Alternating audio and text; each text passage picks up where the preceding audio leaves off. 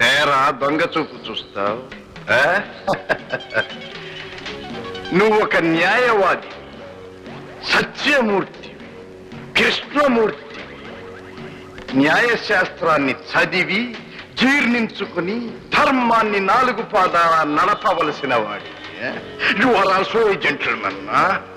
నువ్వు ఒక పెద్ద మనిషి. Okay okay.